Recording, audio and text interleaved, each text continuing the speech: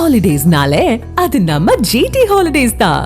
GT Holidays, south India's number 1 travel brand. Vijay பிரச்சார இடத்திற்கு வந்துட்டாரு, பிரச்சார ஸ்பாட்டுக்கு வந்துட்டாரு அப்படின்ற மாதிரி தான் குரல்கள் கேட்கிறது. ஆனால் அந்த குரல் விஜய் இருக்கக்கூடிய இடத்துலேருந்து வரக்கூடிய குரல்கள். அந்த அளவுக்கு அவர் வரக்கூடிய இடமே பிரச்சாரமாக மாறி வந்து கொண்டிருக்கிறது.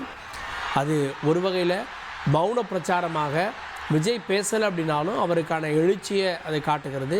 ஏன்னா வரக்கூடிய கூட்டமும் விஜய்க்கான வரவேற்பும் அதை காட்டுகிறது.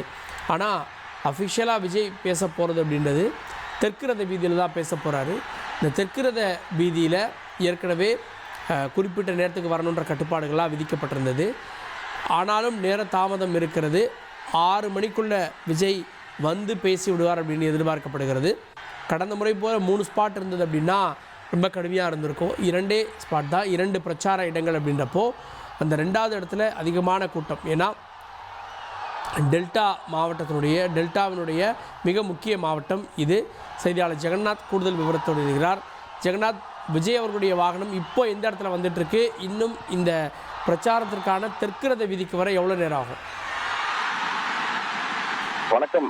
இன்னும் சில மணி துளிகளில் தமிழக வெற்றி கழக தலைவர் விஜய் அவர்கள் திருவாரூர் தெற்கு ரக வீதியில் பொதுமக்களை சந்தித்து உரையாற்ற இருக்கிறார். தற்போது வரை பார்த்தீர்களானால் அவருடைய வாகனமானது திருவாரூர் பழங்கல் சாலையை நோக்கி வந்து கொண்டிருந்தது. அதன் சாலையை கடக்க தற்போது கடந்து இருக்கிறது. மேலும் பார்த்தீங்கன்னால் இன்று மாலை 6 மணி அவர் உரையாற்றுவதற்கான வாய்ப்புகள் இருக்கிறது. இன்னும் சற்று நேரத்தில் அவர் அந்த இடத்திற்கு செல்வதற்கான வாய்ப்புகள் இருக்கிறது. நான் முன்பே கூறியது போல பார்த்தீங்கன்னால் இருக்கின்ற தூரம் என்னவோ ரொம்ப குறுகிய அளவு தான். ஆனால் இருக்கக்கூடிய மக்களுடைய எண்ணிக்கை என்பது அதிக அளவில் காணப்படுகிறது. இந்த மக்களின் மத்தியில் இவருடைய வாகனம் அந்த குறுகிய தூரத்தை சென்றடைவதற்கு தாமதமாகிறது என்றுதான் இதுக்கு முக்கியமான காரணம் என்று பார்க்கப்படுகிறது. வழியெங்கிலும் பார்த்தீங்கன்னா மக்களுடைய கூட்டம் அதிக அளவு காணப்படுகிறது. இளைஞர்கள், பெண்கள் என அனைத்து தரப்பினரும் இங்கு அதிக அளவு கூடியிருக்கிறார்கள். முக்கியமாக டெல்டா பகுதியில விஜய் அவர்கள் முதன்முறையாக அவருடைய உரையாற்ற இருக்கிறார். இந்த பகுதிக்கு நாகப்பட்டினத்தில் கூட பார்த்தீங்கன்னா 14 ஆண்டுகளுக்கு முன்பு அவர் மீனவர்களுக்காக முன்பே போராட்டம் ஒன்று நடத்தியிருந்தார். அப்போது 2011ஆம் ஆண்டு அவர் நாகப்பட்டினத்திற்கு வருகை தந்து அங்கு அவர் உரையாற்றினார். ஆனால் திருவாரூரை பொறுத்த வரைக்கும் எனக்கு அவருடைய முதல் பேச்சு திருவாரூரில் இன்றுதான் இருக்கும் என்று எதிர்பார்க்கப்படுகிறது. அதனால் மக்கள் மத்தியில் மிகப்பெரிய எதிர்பார்ப்பையும் ஏற்படுத்தி இருக்கிறது. முன்பு கூறியது போல பார்த்தீங்கன்னா மக்களுடைய வெள்ளம் அதிக அளவு காணப்படுகிறதால் அந்த பேருந்தானது அந்த பகுதியில மெதுவாக ஊர்ந்து செல்லக்கூடிய காட்சிகள் நம்மால் பார்க்க முடிகிறது. கூட்டத்தில் நிறைய பேர் பெண்கள், இளைஞர்கள் என அனைவரும் காலை முதல் இந்த பகுதியில காத்துட்டு இருக்காங்க. நம்ம பார்த்துட்டே இருக்கோம். நம்ம தொலைக்காட்சியில அந்த காட்சிகளை ஒளிபரப்பு பண்ணிட்டே இருக்கோம். காலை முதல் பெண்கள், குழந்தைகள், இளைஞர்கள் என அனைவரும் அங்க காத்துக்கிட்டு இருக்கக்கூடிய காரணத்தினால ஒரு சிலர் இந்த பகுதியில சோர்வா இருக்கக்கூடிய காட்சிகளும் பார்க்க முடியுது. ஒரு சிலர் விஜய் வந்து விடுவார் என்ற தகவலை கேட்டவுடன் அவர்கள் சோர்வா இருக்கக்கூடியது கூட எந்திரிச்சு உற்சாகமா ஆடக்கூடிய காட்சிகளும் பார்க்க முடிகிறது இந்த பகுதியில. இது மட்டும் இல்லாம இந்த பகுதியில விஜய் என்ன பேச போகிறார் என்ற ஒரு கேள்வியும் தற்போது எழுந்திருக்கிறது. குறிப்பாக இந்த மண்டலம் பொறுத்த வரைக்கும், சோழ மண்டலத்தை பொறுத்த வரைக்கும், திருவாரூரை பொறுத்த வரைக்கும் பார்த்தீங்கன்னா பல்வேறு மக்களுடைய பிரச்சனைகள் இருக்கிறது. பல வரலாற்றுகள் இந்த பகுதிகளில் இருக்கிறது. சோ இந்த பகுதியில எதை மையமாக அவருடைய உரை இருக்க போகிறது என்ற கேள்வியும் தற்போது எழுந்திருக்கிறது. இன்னும் சற்று நேரத்துல நம்ம ஏற்கனவே கூறியது போல பாத்தீங்கன்னா பல்வேறு வகையான அந்த பயணத்துல குழப்பங்கள் இருந்தது. காலையில இருந்து விஜய் எப்படி வருவாரு, எதுல வருவாரு என்ற பல்வேறு கேள்விகள் இருந்தது. எந்த பாதையில வருவார் என்ற கேள்வி இருந்தது. காலை முதல் பார்த்தீங்கன்னா பல்வேறு குழப்பங்கள் மத்தியில தற்போது அவர் சரியான பாதையில போய்கிட்டு இருக்காருன்னு தான் கூறணும். ஆனா இந்த இடத்துல அவர் எங்க பேசுவார் என்று பார்க்கும்போது இன்னைக்கு அவர் பிக்ஸ் பண்ண பாயிண்ட்ன்றது கரெக்டா 6 மணிக்கு அவர் பேசிடுவாரு என்ற எதிர்பார்ப்பும் இருக்கு. ஏன்னா இன்னைக்கு நீங்க சொன்ன மாதிரி இரண்டு இடங்கள்ல தான் அவர் பேச இருக்கிறார். காலையில நாகப்பட்டினத்தை பேசி முடிச்சாரு, இப்போ திருவாரூர்ல பேச இருக்கிறாரு. அதனால இதற்கு அப்புறம் அவருக்கு எந்த ஒரு ப்ரோக்ராம் இல்லை அப்படின்றதுனால கடந்த முறையை ஒப்பிட்டு பார்க்கும்போது கடந்த முறை 2வது பாயிண்ட்டுக்கு அவர் செல்லும் போதே பாத்தீங்கன்னா மணி 8:30 மணி ஆயிடுச்சு. அந்த 8:30 மணிக்கு தான் அவர் அரியலூர்லயே பேச தொடங்கினாரு. அந்த நேரத்திலையும் கூட கூட்டம் அதிக அளவு வந்து பெண்கள் குழந்தைகள் என அவங்களுடைய பாதுகாப்பு தாண்டி அவர்கள் வந்து அந்த இடத்துல சுத்தமாக இருக்கக்கூடிய காட்சிகளை பார்க்க முடிஞ்சது. விஜய் அவர்களுடைய அந்த மக்கள் மத்தியில அவருக்கு கிடைக்கக்கூடிய அந்த வரவேற்பு என்பது மிகவும் உற்சாகமா இருக்கு.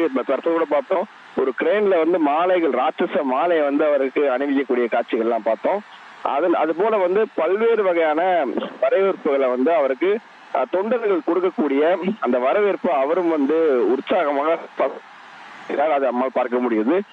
அங்கே ஒரு குழந்தைகள் எல்லாம் பார்க்கும்போது அந்த குழந்தைங்களுக்கு அவர் வந்து மாலை அணிவிக்கக்கூடிய காட்சிகள் எல்லாம் பார்க்க முடியுது. ஸோ இது மாதிரி அவர் வந்து நிறைய விஷயங்களை வந்து தொண்டர்கள் மத்தியில செல்லும் போது அவர்கள் கொடுக்கக்கூடிய அந்த உற்சாக வரவேற்பை வந்து அவர் ஏற்றுக்கொண்டே இருக்காரு. அதே நேரத்துல வந்து இந்த தொண்டர்களுடைய அந்த அணிவகுப்புல அவருடைய பேருந்தானது ஊர்ந்து செல்லக்கூடிய காட்சிகள் பார்த்து கொண்டிருக்கிறோம்.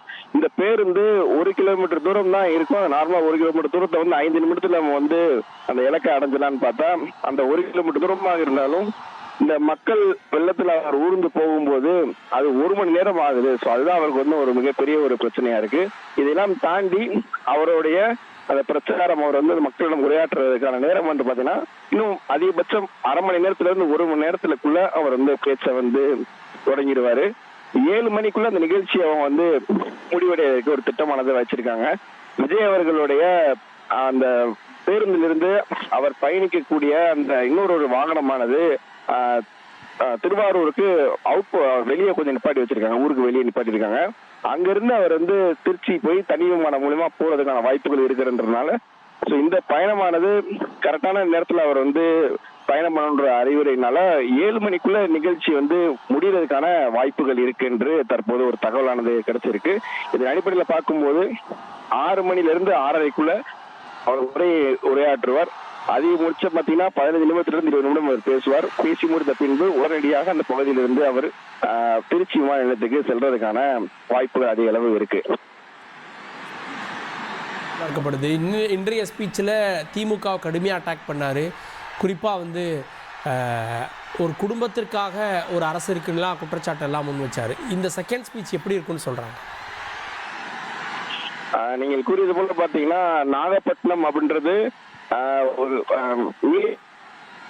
ஒரு ஆர்ப்பாட்டங்கள் எல்லாம் பண்ணி முடிச்ச ஒரு சூழ்நிலையும் அவர் வந்து உரையாற்றினாரு. அதே மாதிரி வந்து முதலமைச்சர் அவர்களை வந்து விமர்சித்து தொடர்ந்து அவருடைய விமர்சனமானது முதலமைச்சர் மற்றும் அவருடைய குடும்பத்தை சார்ந்த விமர்சனங்களானது வந்து மேலும் வந்து வெளிநாட்டுல போய் நீங்க வந்து உங்க பணத்தை முதலீடு செய்ய போனீங்களா இல்ல வந்து தமிழ்நாட்டுக்காக முதலீடு செய்ய போனீங்களா என்ற பல்வேறு கேள்விகள் எல்லாம் எழுப்பினாரு. ஆனால் திருவாரூரை பொறுத்த வரைக்கும் திருவாரூருக்கும் திமுகவிற்கும் பார்த்தீங்கன்னா ஒரு கனெக்டிவிட்டி இருக்கும். பொதுவாகவே அந்த கட்சியினுடைய தலைவர் முன்னாள் முதலமைச்சர் கருணாநிதி அவருடைய சொந்த ஊர் திருவாரூர் தான் சொல்லுவாங்க. ஸோ அதனால திருவாரூர்ல விஜய் பேசும்போது இன்னும் எந்த அளவிற்கு அவர் பேசுவதற்கான வாய்ப்புகள் அதிகமாக என்ற எதிர்பார்ப்பும் இருக்கு. அதே போல அவர் கருணாநிதி அவர்களை பற்றி பேசுவாரா என்ற ஒரு கேள்வியும் இங்கு எழுந்திருக்கு. ஏனென்றால் காலையில் அவர் தொடர்ந்து விமர்சனம் முதலமைச்சரின் குடும்ப அரசியலை பற்றி விமர்சனம் செய்திருந்தார். தற்போது முதலமைச்சரின் சொந்த ஊராக இருக்கக்கூடிய திருவாரூர்ல போய் விஜய் அவர்கள் பிரச்சாரம் மக்களை சந்தித்து உரையாற்றும் போது நிச்சயமாக அவர் வந்து அந்த திமுக அவர்களுடைய தலைவராக இருக்கக்கூடிய கருணாநிதி அவர்களை மையமாக அந்த உரையானது இருக்கும் என்று எதிர்பார்க்கப்படுகிறது. மேலும் மக்களுடைய பிரச்சனையை அவர் வந்து கையில் எடுத்து பேசுவதற்காகவும் திட்டமிட்டிருக்கிறார். ஒருவேளை இவ்வளவு ஆண்டுகளாக திருவாரூர் மாவட்டம் வளர்ச்சி அடைந்திருக்கிறதா, இல்லை என்னென்ன வளர்ச்சிகள் மக்களுடைய கோரிக்கைகள் இருக்கு என்ற பல்வேறு வகையான கேள்விகளையும் அவர் எழுப்ப இருக்கிறார்.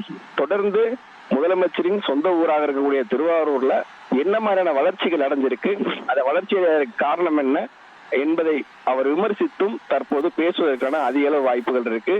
ஏனென்றால் திருவாரூருக்கும் திமுகவுக்கும் மிகவும் சம்பந்தம் இருப்பதனால கண்டிப்பாக அவர் இந்த முறையும் முதலமைச்சரை விமர்சித்து பேசுவதற்கான அதிக அளவு வாய்ப்புகள் இருக்கிறது. ஓகே, திருவாரூர் ஸ்பீச் ஒரு திருப்பு முனையாக இருக்க போகுதா அப்படின்ற கேள்விகள்லாம் அரசியல் அரங்கத்தில் எழுந்திருக்கிறது. விஜயை பார்க்க வரவேற்க காத்திருக்கிறார்கள் தாவேகாவினர். விஜயனுடைய ஸ்பீச் எப்படி இருக்க போகிறது அப்படின்ற எதிர்பார்ப்பும் மற்றொரு புறம் எழுந்திருக்கிறது. சில நிமிடங்களில் விஜய் வந்து விடுவார் அப்படின்ற ஆவலோடு பல மணி நேரமாக காத்திருக்கின்றனர் தாவேகாவினர். ஹாலிடேஸ்னாலே அது நம்ம GT ஹாலிடேஸ் தான். GT holidays, South India's #1 travel brand.